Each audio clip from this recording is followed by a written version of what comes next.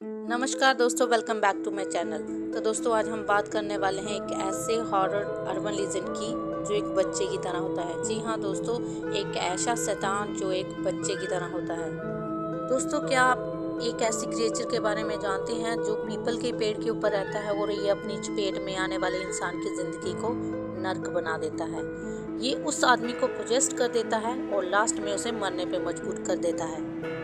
जी हाँ दोस्तों, मैं बात कर रही हूँ मुजिया के बारे में, जो एक इंडियन अर्बन लीजेंड है। एक ऐसा शैतान जिसके बारे में बहुत कम लोग जानते हैं, जो एक बच्चे की तरह होता है। दोस्तों, आज की ये वीडियो बहुत ही इंटरेस्टिंग होने वाली है, इसलिए अगर आप चैनल पे नए आए हैं तो चैनल को सब्सक्राइब करके बेल आइकन को जरूर दबाएं, ताकि आपको ऐसी इंटरेस्टिंग वीडियो की नोटिफिकेशन मिलती रहे।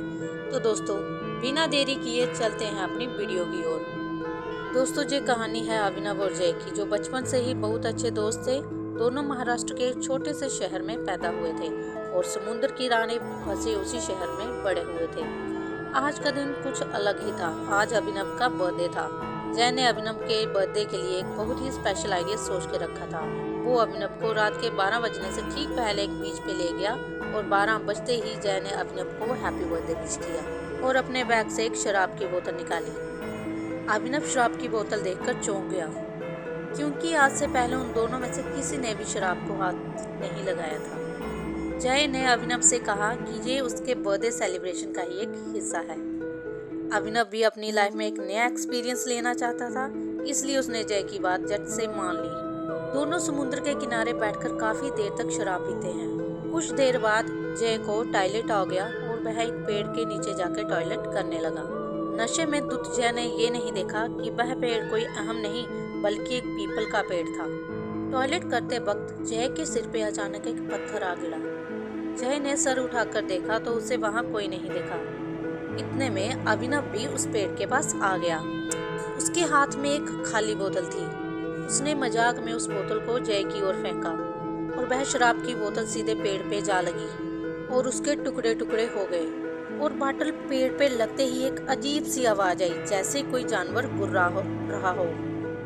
1 मिनट के लिए अभिनव और जय दोनों ही शांत हो गए, लेकिन कुछ ही पलों के बाद वो आवाज आना बंद हो गई। तभी जय ने उन कांच के टुकड़ों में से एक टुकड़ा उठाया और उस टुकड़े से पेड़ के तने पे अभिनव और जय दोनों ने अपना नाम लिखा और जय ने अभिनव को कहा कि ये दिन हमें हमेशा याद रहेगा। इतने में पीपल के पेड़ की एक टहनी जय के सिर पे आके गिरी और जय वहां बेहोश हो गया। जय देखकर अभिनव का नशा 1 सेकंड में चूर हो गया। वह जल्दी से जय के पास गया और उसे होश में लाने की कोशिश करने लगा। तभी अभिनव को अपने पीछे से एक आवाज आई, जैसे कि कोई पेड़ से गिरा हो। अभिनव ने जैसे ही अपने पीछे देखा तो उसके पैरों तले जमीन खिसक गई। उसके ठीक पीछे एक काली परछाई थी और उसकी नीली आंखें अंधेरे में चमक रही थी। अभिनव को अपनी नजरों पे विश्वास नहीं हो रहा था। अभिनव को लगा कि जैसे उसके पीछे कोई सुपर नेचुरल चीज है और कुछ सेकंड में ही उस जीव ने अभिनव पर हमला कर दिया। अभिनव जैसे तैसे उस जीव की चोट से बाहर भाग गया। अभिनव ने देखा कि वह जीव एक काली परछाई बन गया है और बेहोश पड़े जय के मुंह के अंदर घुस गया और तभी अचानक जय बेहोशी से उठ खड़ा हुआ। अभिनव दूर से उसका नाम बार बार पुकार रहा था, पर जय सुन्न होकर एक ही जगह पर खड़ा था। जय की आंखें पूरी तरह से नीली पड़ चुकी थी और वह बस एक पुतले की तरह खड़ा था। तभी जय जमीन की ओर झुका और टूटे हुए कांच का एक टुकड़ा उठाकर और अपनी शर्ट फाड़कर उस कांच के टुकड़े से अपनी छाती पे सेम वैसा ही नाम लिखने लगा जैसा उसने पेड़ पे लिखा था। यह देखकर अभिनव की रूह कांप गई। सुबह के 5 बज चुके थे और समुद्र के ऊपर से अब सूरज उगता दिखने लगा था। जय के ऊपर जैसे ही सूरज की रोशनी आ गिरी, वह होश में आ गया। ऐसा लग रहा था जैसे जय को अपने साथ हुई कोई भी घटना याद नहीं थी और वह अपने सीने पे गाप देखकर बहुत ही ज्यादा घबरा गया। उसके बाद वह दोनों चुपचाप अपने घर चले गए। उसी दिन शाम होते ही जय की तबीयत खराब होने लगी। वह अपने बिस्तर पर लेट गया, पर उसे नींद नहीं आ रही थी। उसके दिमाग से उस जीव की शक्ल निकल ही नहीं रही थी। जय को अपने कमरे से ठीक वैसे ही गुर्राने की आवाज आ रही थी जैसी उसको उस पेड़ के पास आ रही थी।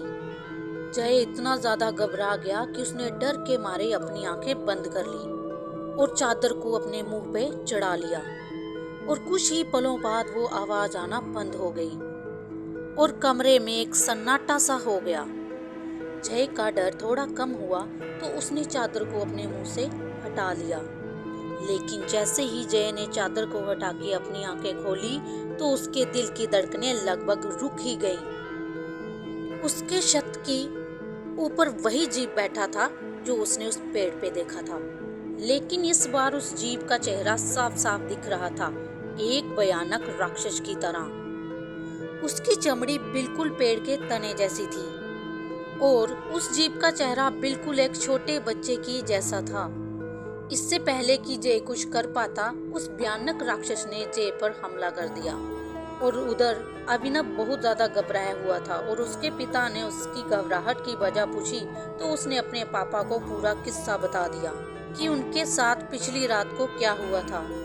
अभिनव के पापा शहर के माने जाने वाले पंडित थे, लेकिन अभिनव की बात सुनकर उसका भी दिल दहल उठा।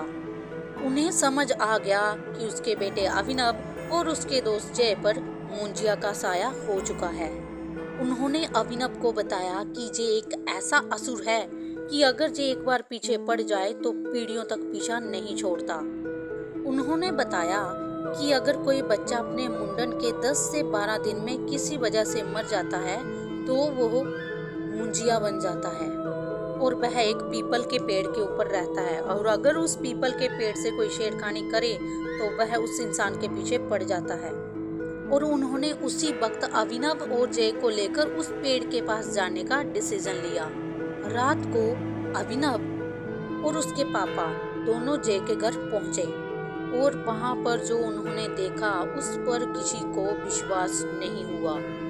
जय की अपने बिस्तर पर ही मौत हो चुकी थी और चेहरे पर ऐसा एक्सप्रेशन था मानो कि जैसे उसने अपनी मौत को बहुत ही करीब से देखा हो। अभिनव के पिताजी सब देखकर बहुत ही चिंता में आ गए। वह अभिनव को लेकर फौरन ही उस पीपल के पेड़ के पास पहुंचे जिस पर वो मुंजिया रहता था, और अभिनव के पिता ने उस पेड़ के सामने तुरंत ही एक छोटी सी पूजा करनी शुरू कर दी और उस मुंजिया से हाथ जोड़कर माफी मांगी। अभिनव और उसके पिता कई घंटों तक उस मुंजिया की पूजा करते रहे जो कि उस पीपल के पेड़ के ऊपर रहता था और माफी मांगते रहे, और जैसे ही सूर्य उदय हुआ वो दोनों अपने घर वापस आ गए। और उस दिन के बाद अभिनव को वो मुंजिया नहीं दिखा, लेकिन अभिनव ने अपने सबसे करीबी दोस्त को खो दिया। तो दोस्तों, कैसी लगी आपको ये कहानी मुझे कमेंट में जरूर बताएं।